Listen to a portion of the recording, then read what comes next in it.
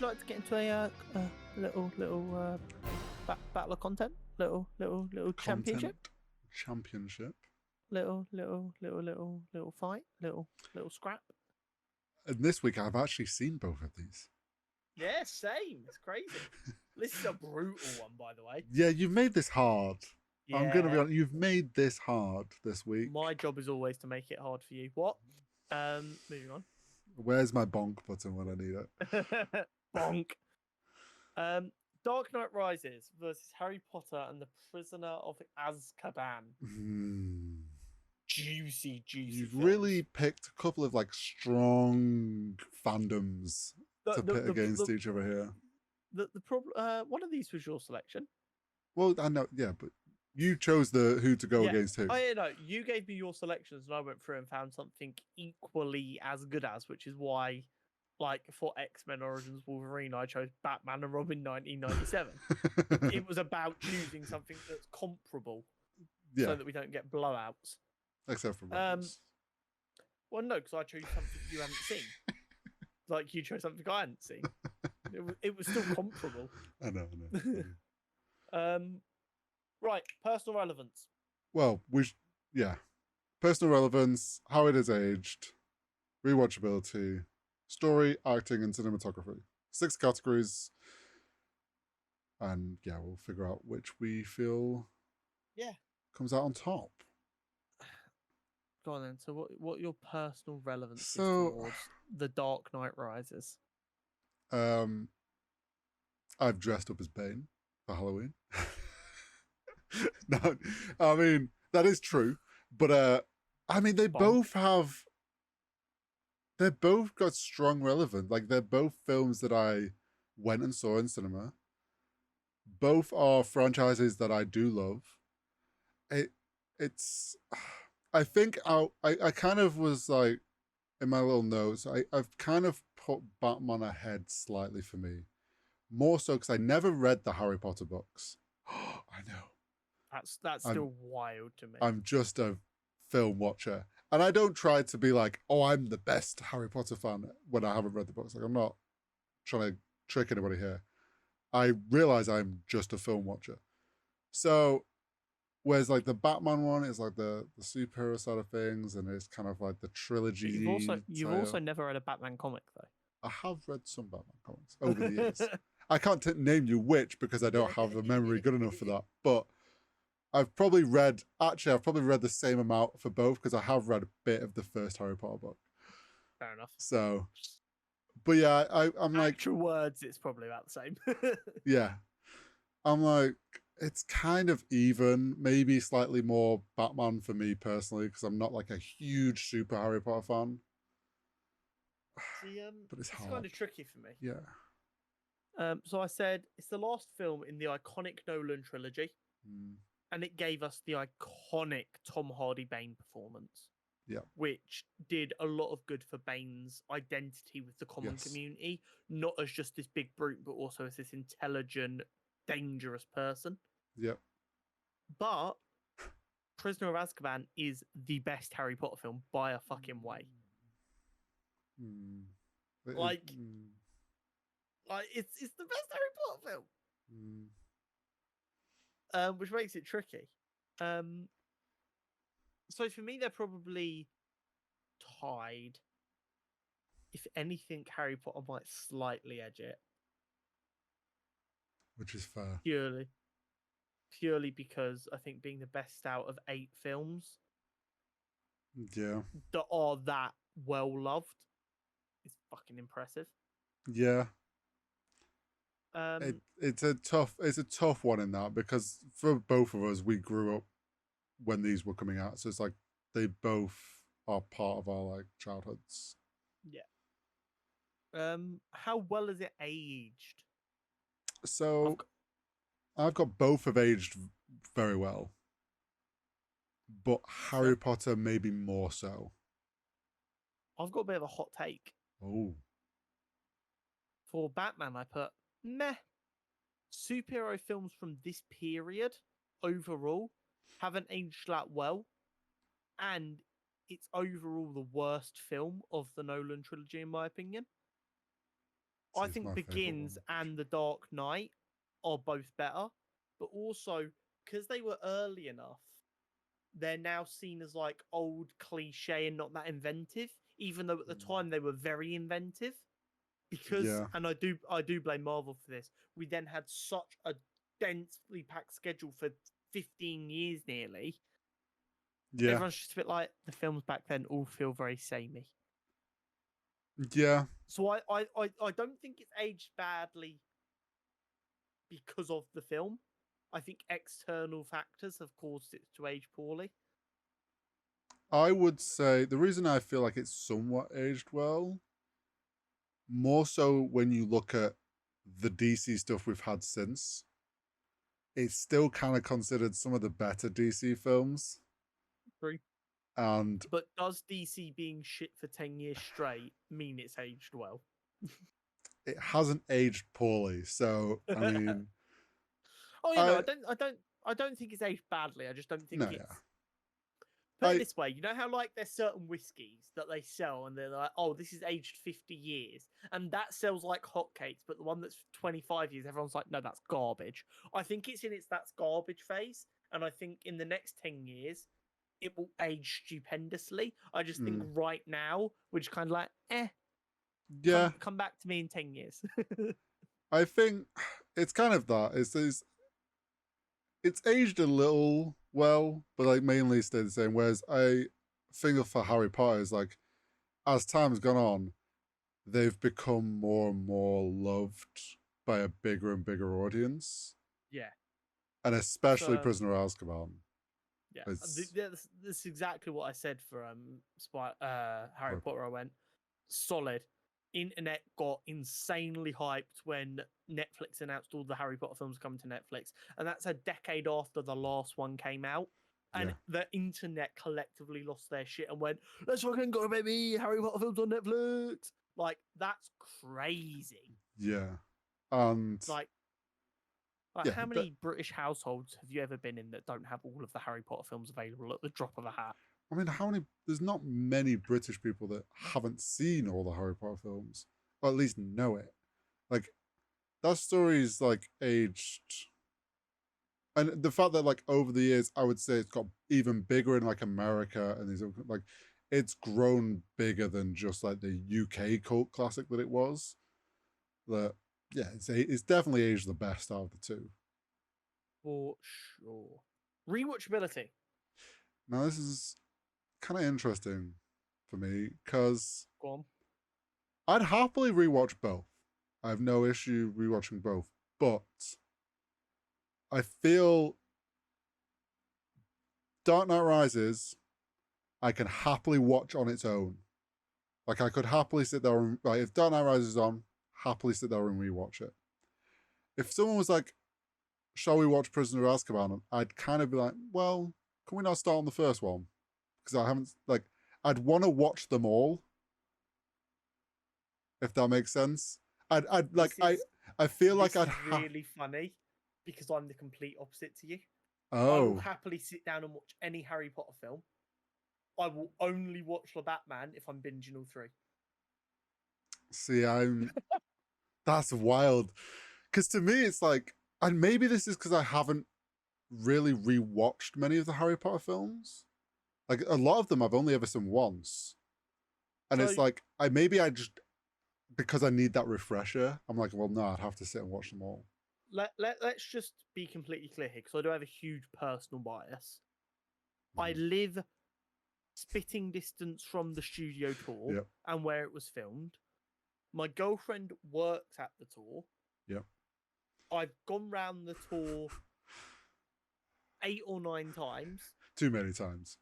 And when she was doing her apprenticeship there, I helped her study to understand it. So like I do have a huge personal bias here. I know the films really well. If I didn't hate people, I absolutely could work on the tour as an interactor. So I can jump in at any point in that series and I'm Mm. good to go. I know what's going on. Yeah. I know what's to come. I know what's already happened. But the Batman films are so good as a trilogy, Mm. No, I get that. and inherently, I don't rewatch a lot of stuff. Mm. I'm only gonna watch The Dark Knight Rises if I'm watching all three. The Dark Knight I'll watch by itself, Yeah, but if I'm watching Batman Begins or the Dark Knight Rises, I'm watching all three. I get you. Whereas Harry Potter, I'll watch any of them, but also I think overall Harry Potter has more rewatchability because I know Yeah. lots of people who at least once a year binge or 8 films over a weekend. At least once a year. Yeah, I know way more people that have rewatched Harry Potter multiple times than they've rewatched Batman. I think Harry Potter, and maybe this is like a big bias because we've grown up in Britain and it's like, other than maybe James Bond, it is the biggest British franchise of all time. So maybe that does skew our view slightly. I feel like Harry Potter's got to be one of the most rewatched series on planet Earth.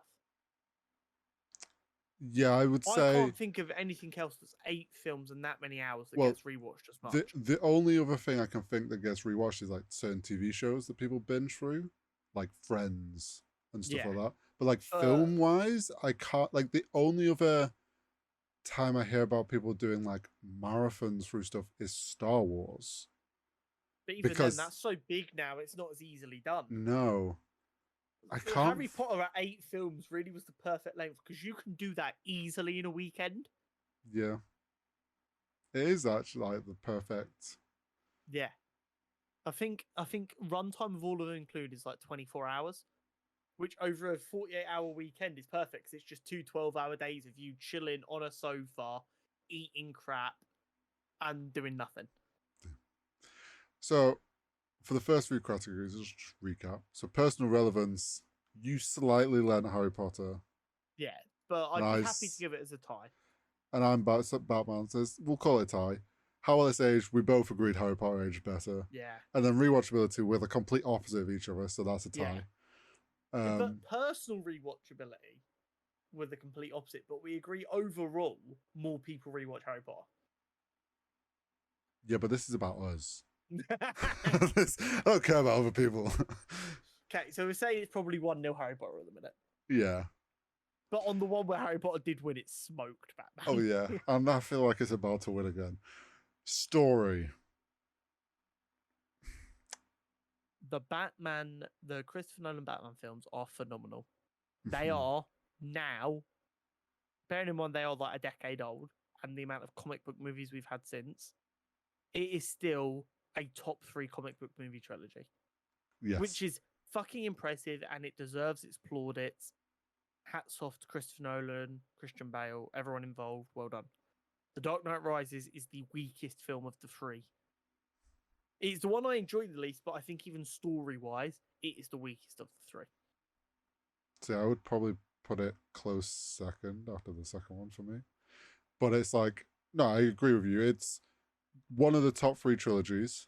The other 2 in that top 3, one has only just finished, which is Guardians, and I'm pretty sure I'm going to get this right, that the other one hasn't even finished its trilogy yet. Yes. In Spider-Verse.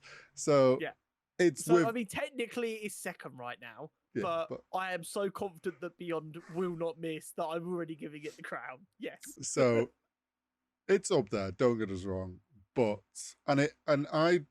for me, Dark Knight Rises, I think, does a great job of wrapping up the whole of that Batman trilogy. And the story in that sense, it wraps up that character well and gives him an ending that I think everyone's happy with for the most part.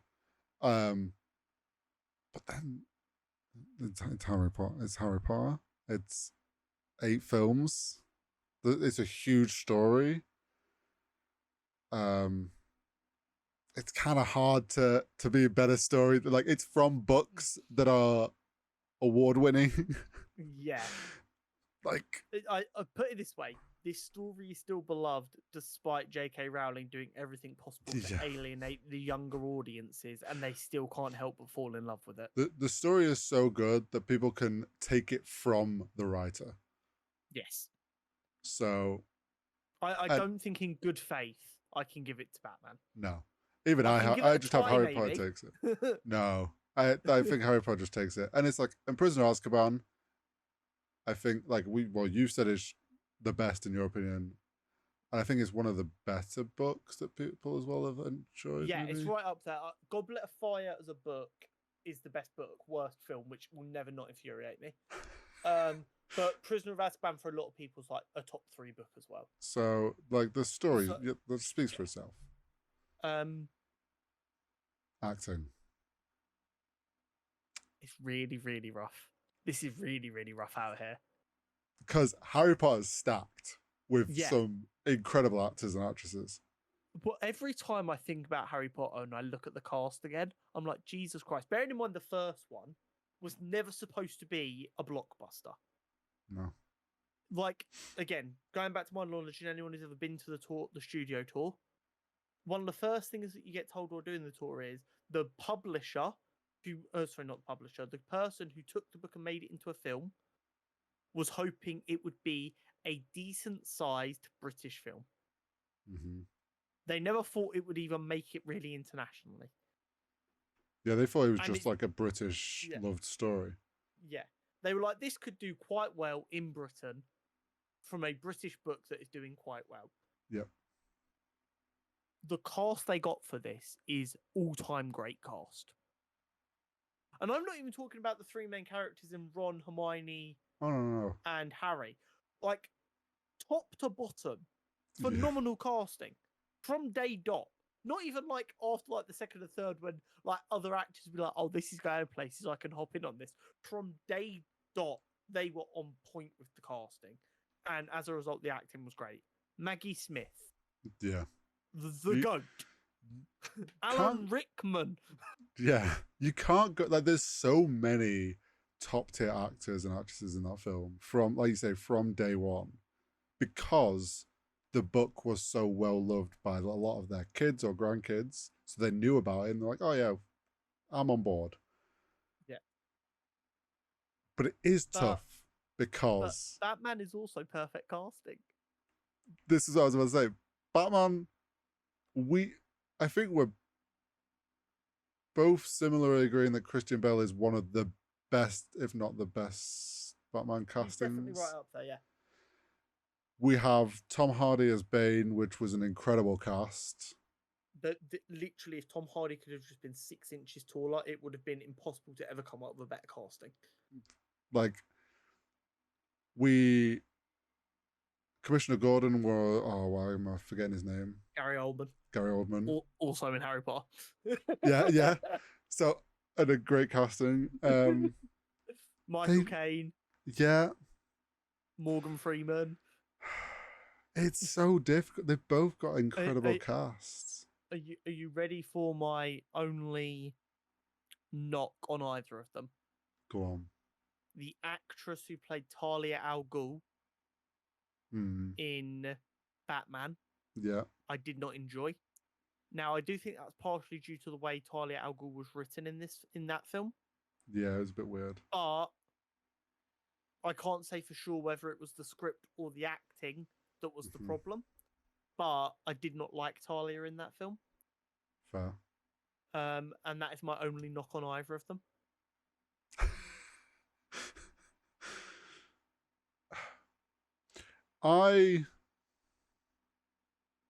It's so difficult. I would also say, because we're talking about the individual films and not just the series overall, Prisoner of Azkaban is when Daniel Radcliffe, Emma Watson, and Rupert Grint really started to become actors. Like, genuinely, you started to see the acting chops on them. Yeah.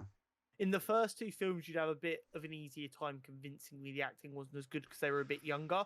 This is when they were like, really getting good. It's so difficult. I can maybe accept a tie, but I cannot accept a Harry Potter loss on this one. I think purely because there's so many more. So there's just because of how big the cast was for Harry Potter. There's just so many more top tier actors and actresses. Like, has to take it. Just. And this isn't us saying Batman's bad. It's just no. This is an absolute like clash of titans. Yeah. Whereas like a couple of weeks ago we had the shit off. This week we've got like LeBron versus Michael Jordan. Yeah, it's so tough. But yeah, I'd be willing to give Harry Potter just the tip here. Just the tip. Second bonk of the episode. Uh, and then it's our last category, cinematography, which is like how it's filmed, shot, all that visual effects, composition, view, yeah. And this one I can say off rip is Batman's. Yeah, I'd say Batman. It is even. Don't get me wrong. Like a lot of, you can't knock the amount of love and put into the Harry Potter sets and all the production that went into those films. And obviously, this film had the Dementors and Lupin as the werewolf, which was some, for the time and the Yeah. size and the budget, some pretty intensive CGI to be done. Yeah, it was. Which they did a very good job of. But even when they weren't using CGI in the Batman, which Christopher Nolan doesn't use a lot of anyway, he's a very practical guy. Christopher Nolan just does it, man. He just does it. It's he is known as the action film man for a reason, and it's like, he is that fucking guy. The Dark Knight Rises was like the peak, one of the peak points, I think, of his like style and like the visual appearance of what an action film was. Yeah, and it's like, and it set up what a superhero film was going to look like going forward, and it's like you can't knock some of those shot, like some of the way those shot with Bane and stuff, like so well put together. Put it this way, I've always been very clear that I'm a big believer in just loud pops of color in films because I have a very simple baby brain and I like colors and shapes. Christopher Nolan isn't massive on color. He likes to keep it very not flat, like I know what you mean, quite pastel-y and not as poppy. Even he absolutely has me enamored in his films because he's not. Bearing in mind that I know my personal preference is the bright, loud colors, the fact that he still grips me and I'm like, yeah, this is good. You know shows why? How impressively well it done. He just gets his pops of colors from all the explosions. That's not wrong. That's all his pops of color. That's all the explosions. But yes, I think we're both in agreement that Batman can take that. I think the later Harry Potter films obviously improved as time went on. Yeah.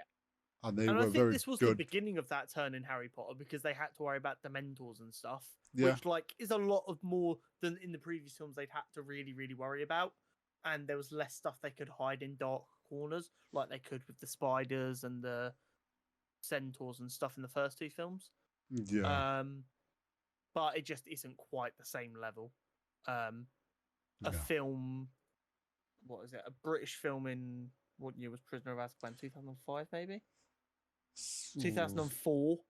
Okay, yeah. Versus a Hollywood blockbuster in 2012. Yeah, it's just done by one of the greatest directors of our generation. There's only one winner. Yeah. In that regard. But I do think overall Harry Potter has taken this. Harry Potter has won. We had a tie. We had Harry Potter. We had a tie. Crazy, bearing in mind how much of a slut we are for cinematographies on this. Harry Potter. Yeah, so it's 3-1 to Harry Potter.